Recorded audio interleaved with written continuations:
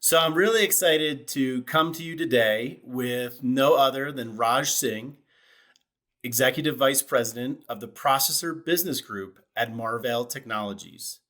Raj, hello. Hi, Chris. Thank you for having me here. Thanks for joining us, Raj. So tell us about some of the solutions you're developing at Marvell based upon the Neoverse N2 CPU. What can customers expect to see? So we're very excited to be part of the N2 product. Our next generation Octeon DPU will use Neoverse N2 cores, but even more exciting, and N2 is exciting in itself, is also it'll use TSMC's 5 nanometer FinFET process. And if you remember, Chris, uh, Octeon and Marvell at the time, Cavium, pioneered the DPU in the cloud concept back in 2005. And this is now our third or fourth generation of this. And this will be the first shipping DPU with the N2 core.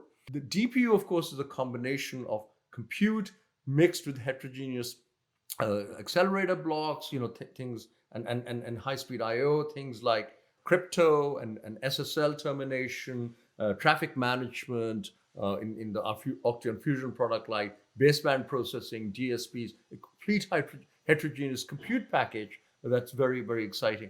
And by combining the N2 with highly configurable blocks, we get the best performance per watt for both networking, for 5G, for storage, and signal processing and security. And these advantages, not just in terms of power, but also in terms of performance and footprint, where if you're doing things where it's air cooled infrastructure and there's no fans, or it's in the radio head in a hostile environment, we're able to then go cool that. We're typically looking in the Neoverse family at a 3x compute performance and a 4x spec in per watt performance delta over our current generation. And we'll be sampling this in the second half of 21 this year.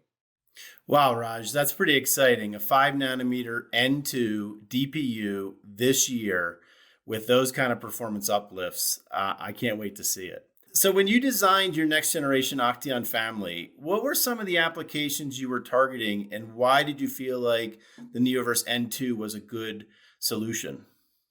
The Octeon and the Octeon Fusion family have a very diverse set of applications ranging from 5G to security to networking and smart NICs. It shipped over 1 million smart NICs into the cloud already using DPUs. And we chose Neoverse specifically because it really does offer the best compute per watt. So the raw performance is wonderful. The compute power performance is fantastic. And this is really critical for all the infrastructure applications that Octane is so good at and has been. For example, in 5G, the power efficiency of the solution, both for the DU as well as for the RU, is critical to achieve real world success at the capacity and scale that people are demanding for it. And then if you look at similar challenges in the data center, it supports very high bandwidth of up to 200 gig, and we need the ability to lower the power so the TCO numbers make sense for the hyperscalers. Well, that's great, Raj. I mean, it sounds like it's going to be a very compelling piece of silicon. But obviously, beyond the silicon, software support is critical component to a DPU system or any system. Can you tell us about your software support strategy? Yeah, it's a very important question, Chris. And as you can tell, software is becoming the most critical part of getting SoCs, particularly complex SoCs, to be adopted and used in infrastructure and in other applications as well.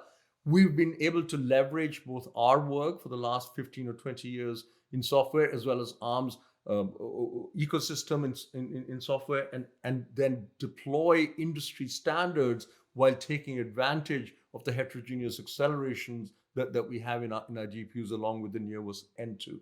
And what this does is it helps speed our customers' development time and reduce the dependency on doing bare metal and other things. More importantly, on using if you're in the cloud and you're using traditional server platforms, using our DPUs, using N2, we're now able to offer a seamless offload capability for data plane applications and being able to do both the control and the management plane. So programmer doesn't have to worry about how the acceleration works, just has to link to our appropriate software libraries, and we take care of the rest under the hood. Well, thanks, Raj. We couldn't be happier to see the success that yourselves and Mark Bell Technologies are having. Obviously, it's been a long relationship with ARM, and we're just really excited to see what this future beholds. So thank you very much for your time today. Thank you, Chris.